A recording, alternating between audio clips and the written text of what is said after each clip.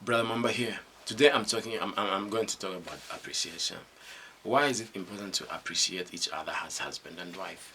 When my wife appreciates me for anything I do for her, either big or small, I'll be motivated to do the more. I'll be motivated to even do it better.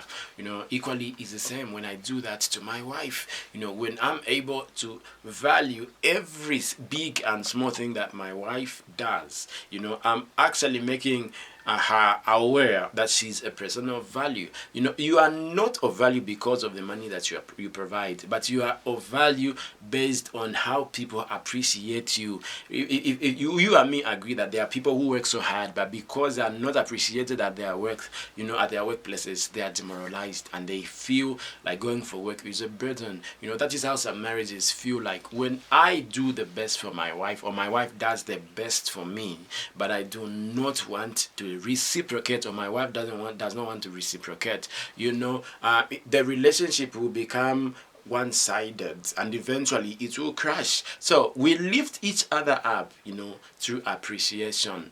Sometimes when somebody cooks for you a meal out of the resources that you bought, we need to appreciate her. My wife, this is this is delicious, this food is amazing, I thank God that I married you. I love it when you're at home because I know that I always eat the most delicious and the tastiest food. That will make my wife to always be there for me when it comes to preparing food. And equally the same with me when I do something that makes my wife appreciate me, to say, surely you are a man, I thank God that I got married to you. I'll be encouraged, to go back home running. Why? Because it might be that at the workplace where I'm found I might not be appreciated, but that one person who might happen to be my wife will make my life worth living. So when we appreciate one another, life becomes worthwhile, and value is esteemed. The other way to appreciate one another is to respect. If you really appreciate your friends, you respect them. You will not insult them. Even when you make a mistake, you will run back to them to say, I'm sorry for what I said. I'm sorry that I made you feel bad. I would like you to understand that I do not, I didn't mean to hurt you, and the like. Such small things, they really, really create a lot of value. They really are a very, very, very profitable manure for a good marriage in future. So it is important to respect one another, and the other way to show respect is through faithfulness. When I appreciate you, I will be faithful to you. I cannot say I appreciate you and yet not be faithful, because unfaithfulness, I know that at times it can be a spiritual attack, but what it denotes is that you are not satisfied. You need somebody that will appreciate you more. So if I want my wife or my spouse to believe that really I appreciate my spouse, the best way is that she must know that I'm a faithful person. I'm somebody who is satisfied with the one I am with. And we don't only say those things, we act them. We have to create a reputation where, our spouses or our marital partners, feel safe in our presence and also in our absence. When my wife only feels safe when she is there, then there's a problem, when she doesn't in my absence. Because what it means is that she has obviously come to terms to believe that I don't feel satisfied by being with her. So the best way to give a person a peace of mind through appreciation is to be respectful, is to be faithful, as honoring that person. It's more important for a person to respect a husband or a wife, to be faithful to that person, than buy them the most expensive gift at their birthdays or during the so-called Valentine's and the like. Gifts only make sense when there's respect, when there's appreciation, there's love, and there's faithfulness, because if we do these things, even if we don't buy them, people shall feel that they are secure with us, we are enough to them. And when we buy them gifts, those are just spices, those are things that just spice relationships. But if we always want to buy the cars after we've cheated, we always want to buy the biggest mansions after we've cheated, those women will continue to be very insecure regardless of the bodyguards that we will give them. So the best security that we have to give to our spouses is ourselves. Do I appreciate appreciate my wife in the things that she does? Am I there to appreciate her time? Am I there to appreciate each and everything, even the level of faithfulness? When you've been with a person for a long time and that person has been faithful, you need to appreciate them. My wife, my husband, I appreciate you, in that. I've never heard any bad reports, you are not perfect, but I want to thank God that you've really tried to do your level best in the relationship that we have. That is very, very important, because if people don't feel that, if we put a lot of mistrust in our friends, they'll start to look elsewhere also, and we don't need to condemn them when they do that. So the best way to make our homes happy is to make the best out of what we want. If you love a woman, who looks good in miniskirts, let your wife put miniskirts once in a while, when you are with her. If you want a man who is masculine, encourage him to exercise and the like. Whatever you want, in marriage, you can make it, provided you are one. You don't need to be divided. You don't need to have more arguments, that good time than good times. It's very, very important to have good times that are always more of, the way of life than arguments, because when you argue, it's also a sign of not appreciating your partner. The other thing, children of God, is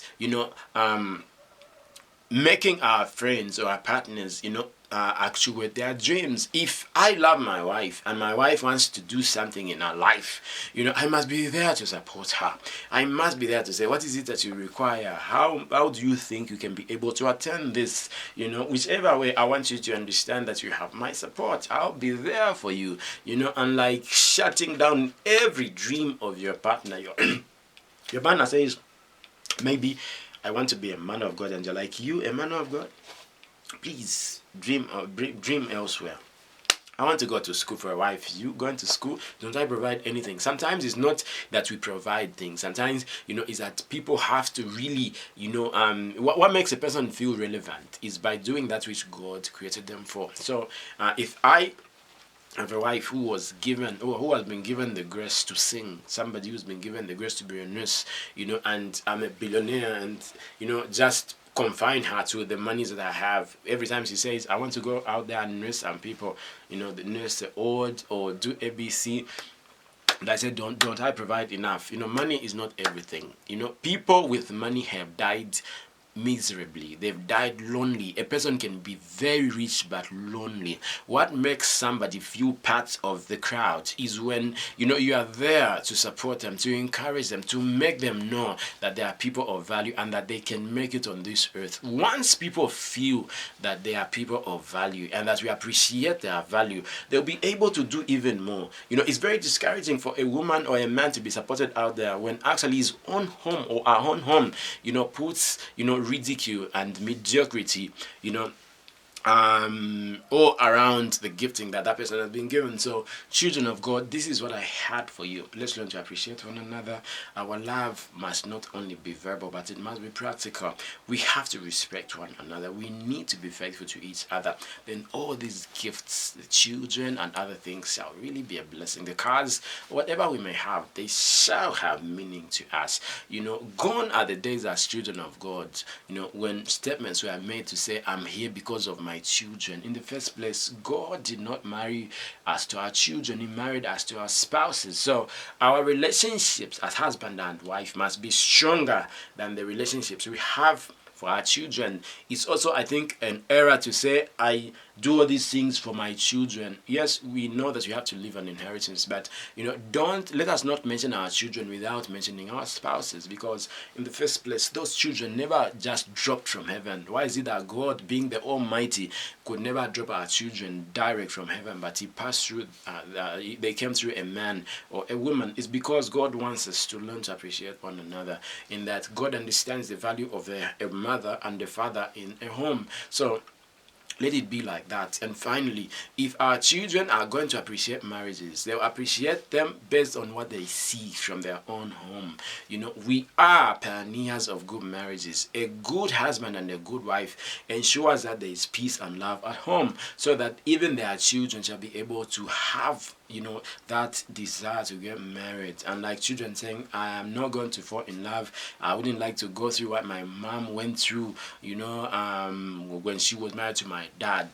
That is not what God created us for. We really have to be a blessing, and when we love our spouses, our children will love us more. When we don't love our spouses, our children start to distance themselves from us. Yes, they can never run away from us, but it becomes a burden to them that the person they look up to, for example, a husband doesn't love the wife. Sometimes children will find their mothers crying and they'll be like, Mom, why are you crying? No, I'm not crying. But as they grow up, they'll come to realize that the father is the problem or the mother is the problem. So let us be there for our spouses, because when we are there for our spouses, our children will never fail to open their arms, knowing that they will trust that, they are with the Lord. Children don't have to find God at church. Our wives must not only find God at church. Our husbands must not only find God at church.